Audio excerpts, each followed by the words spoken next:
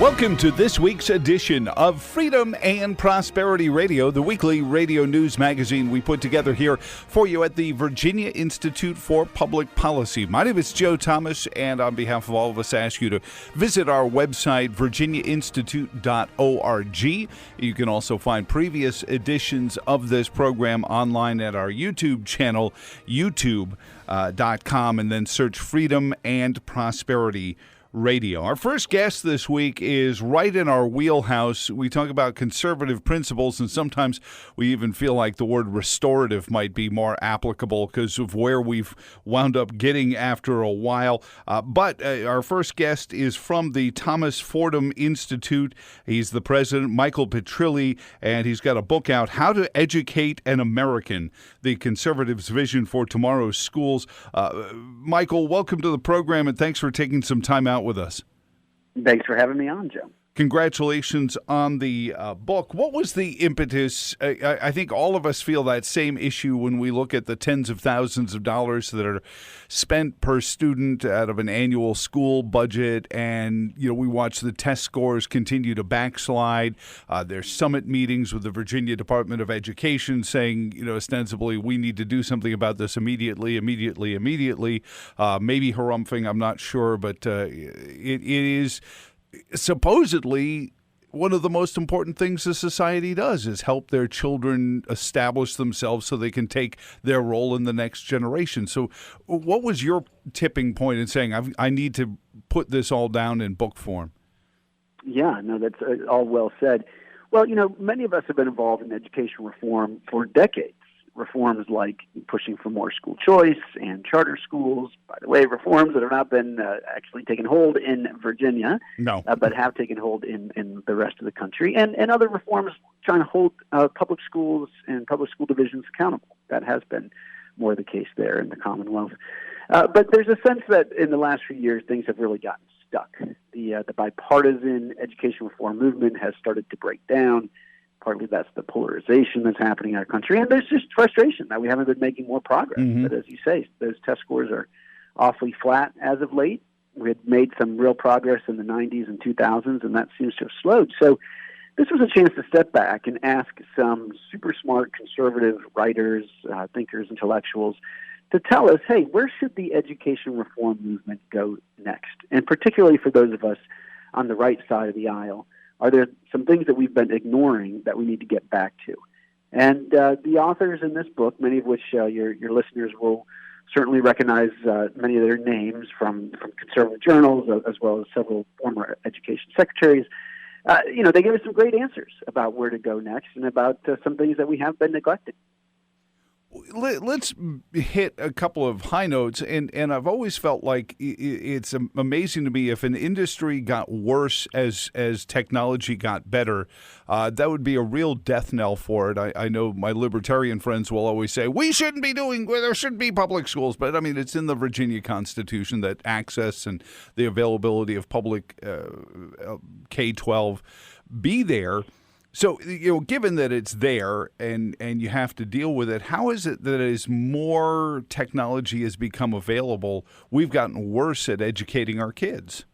Yeah, no, it's a really good question. And by the way, it's important, as you say, our libertarian friends have often pushed that argument that, hey, let's just not even bother trying to fix these public schools. Let's instead just give parents choices. Everybody that writes for this book agrees that school choice is hugely important and it has been effective in many places where it's been tried. But look, most kids are still in the traditional public schools. That's going to be the case for the foreseeable future, certainly is the case in Virginia. And if we do not engage on these debates, then what ends up happening is that folks on the left side of our political debate end up really controlling what happens in our public schools. We cede the public schools to the left in the same way that we have in many respects ceded the universities to the left. Mm-hmm. And that has all kinds of negative repercussions. Look, on the technology front, I mean, the honest truth is that we have not figured out a way to use technology in our schools to make them much more effective or efficient. Some of that is because of the teacher unions pushing back on anything that would risk them losing jobs. I mean, this is what's crazy is that we have in the last 25 years, we do spend way more money than we used to, and yet teacher salaries are flat. Yeah. They're totally flat. And the reason is we've put all that extra money into hiring more people, which is the exact opposite of what most most sectors have been able to do because of technology, where they are more productive because they're able to hire fewer workers, each of whom is more productive, and that makes the companies more successful. So, we really seem to have this backwards. Teachers are not wrong to be angry about their low teacher salaries, but the reason they're low is because we've chosen to hire more teachers and staff instead of putting that into salaries. Well, is there a coalition of the, I guess you could call it the coalition of the damned to get with the teachers and say, listen, you guys, and I've compared it sometimes to, an enterprise where the person who is actually engaged in the delivery of your product, whatever that product is, should be the most important person and therefore the most well compensated for that. Yet we seem to defer to the classroom as being the entry level location for employees of the school division and the lowest paid ones, and we reward the best teachers by getting them out of the classroom. Yeah. I mean, that's people right. say, "Oh, you judge that way." I don't know how else to judge it, Michael. Yeah, no, that's right. Now, there's some interesting experiments out there in a few places where trying to break that down. So, for example, I was saying to a teacher, look, if you spend a little bit of your time coaching or mentoring other teachers, basically helping, maybe more junior teachers or less effective teachers get better, we will pay you extra for that. And you can still spend most of your time as a classroom teacher because you're doing a great job. Another interesting idea is even in places where the unions are pretty strong is to say, look, most places have a policy that says if you end up with a class size that goes over what the cap is supposed to be, teachers are supposed to get paid extra for that. Well, why not make it more formal and say, look, you're a great teacher. If you take 30 students instead of 25 in your class, we will pay you significantly extra. We'll get basically all that extra money that's coming in for those other 5 students. We could pay you, $20,000, $30,000, $40,000 extra if you're willing to take on more kids. And, tell the parents, look, yes, your class size will be larger, but you've got the best teacher in the school. And so that's a pretty good deal. So there are ways to get to that. I mean, even if you took the conservative estimates of the average school division, if you take their budget en masse and divide it up by the number of students, it comes down to about $11,000 or $12,000 per pupil, and this is nationwide averages. Even if you were conservative with it and cut that in half for operating expenses and everything else, and said that each kid was technically worth $5,000, since we're talking school choice, in terms of the cost in the classroom. If you did the math, a 25-kid classroom is generating $125,000. In school spending, and the teachers are struggling to make 40. That doesn't seem like a fair allocation of it. I like your model where you say, hey, listen, if you teach these kids, even work it on a commission basis or a bonus, based on the fact that we're already spending $125,000 just on the academic pursuits per K-12 classroom. Yeah, no, that's right.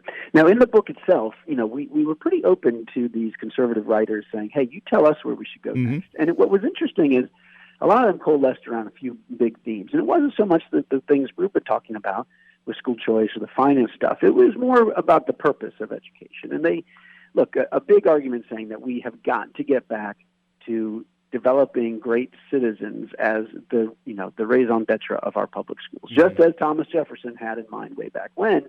And that starts by teaching our history to young people much better way than we have. That either we have the situation where we're barely teaching it at all. You go into a typical elementary school, unless it's a core knowledge school, they're hardly doing any history. They're saving that for later. It's crazy. We're not teaching the founders. We're not teaching our heroes.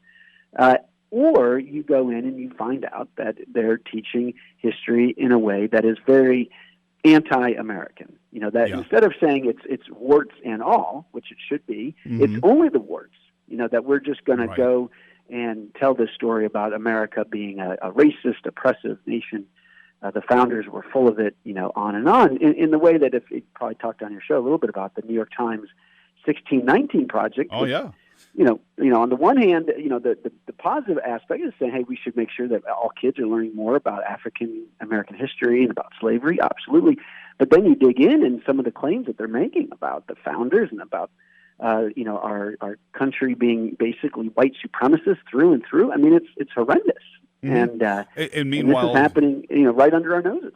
And meanwhile, they leave out realities of the slave trade. I was just at a couple of weeks ago at CPAC, and Candace Owens just laid out, the fact that there's still slavery going on in places like Ghana, where the slave trade started. I mean, these were not people who just jumped on a ship and said, "Hey, let me see if I can find some work." Got here and found out, the only thing open for them was slavery.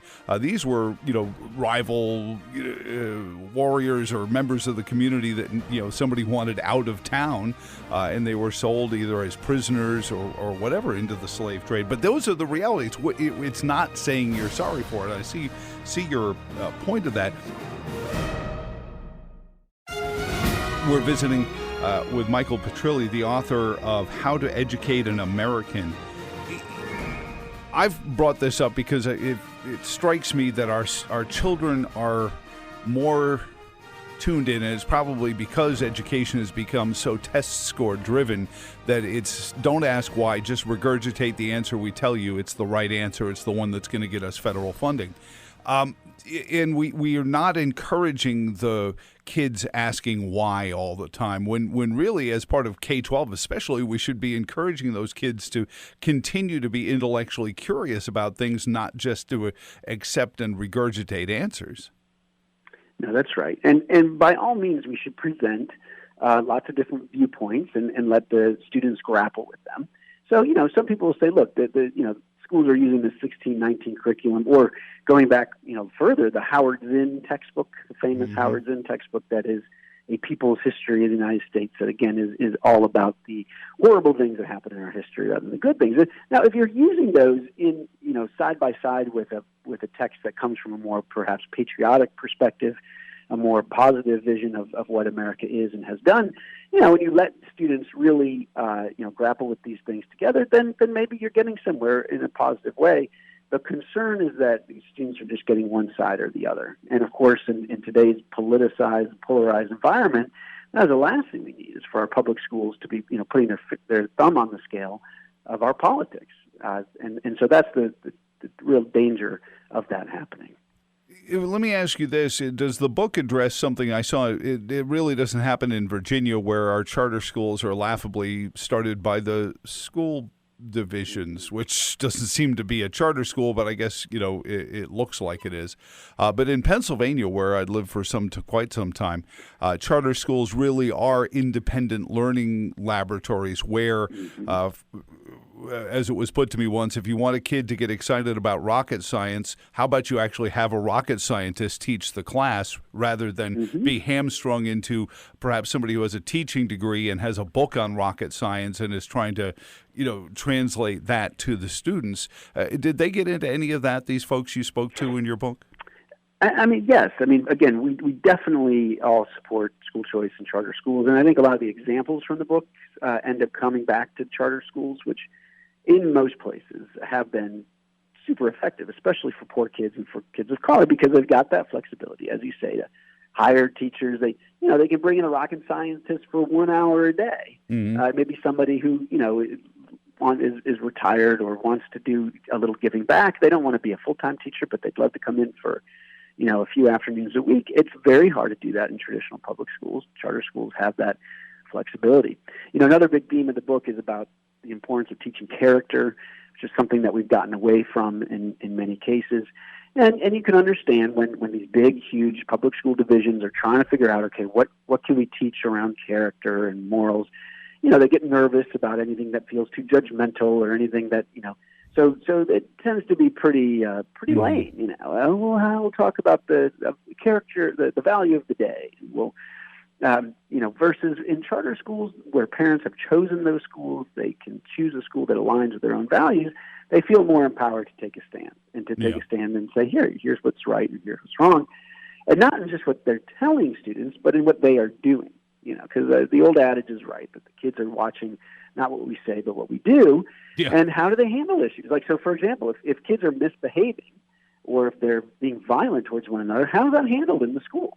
And, a lot of schools right now, there's this idea out there that discipline is somehow a bad thing, that if we suspend kids or we punish them, that it could be racist, that it's, instead of saying, actually, the point of discipline is first and foremost to keep kids safe and to make sure the environment is there so kids can learn. And second, we want to teach the kids who are misbehaving how to behave better. We want to have a high expectations for them and help them learn how to meet those expectations, rather than having the soft bigotry of low expectations now when it comes to how kids are supposed to behave.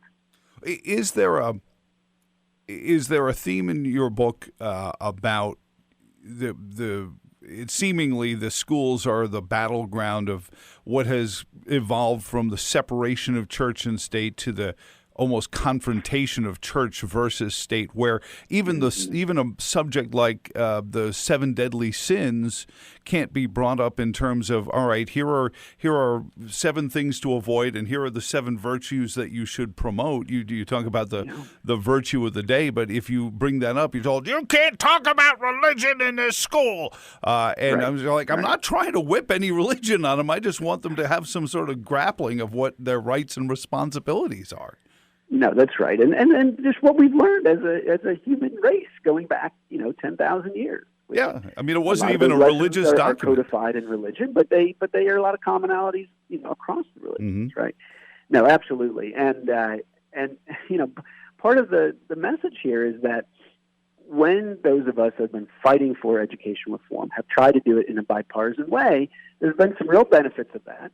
But the downside is that we did compromise some things, and we basically agreed not to talk about some of these issues around, that are more polarizing, around things like character and morals and religion.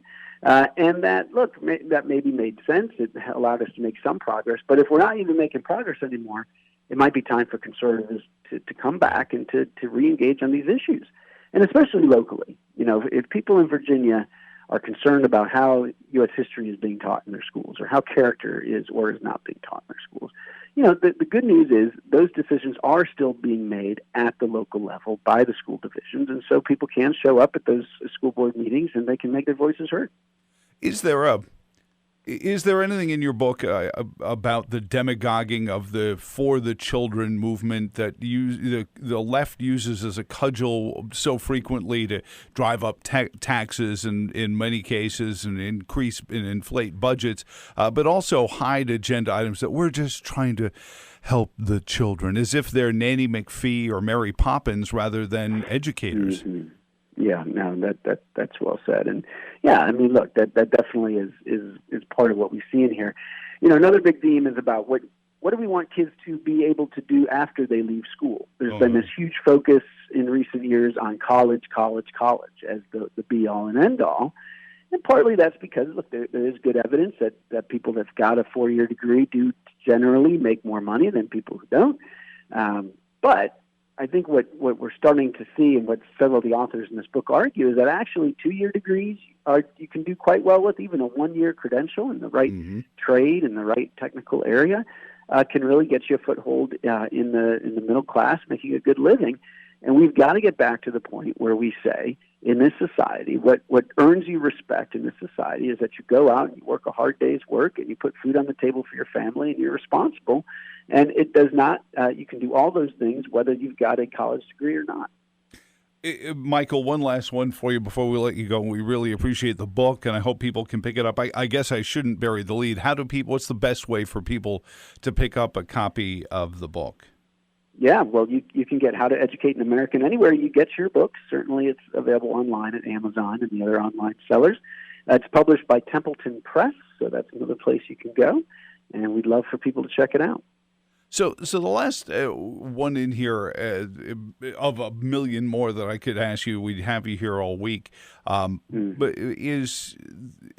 are they seeing the folks who contributed to the book, how far afield are we? How long before we could see impact? Because I truly believe even in instances like Milwaukee, where the public school achievements actually increased when school choice was put into place, and things like that could happen. But how far removed are we from seeing any real movement on this?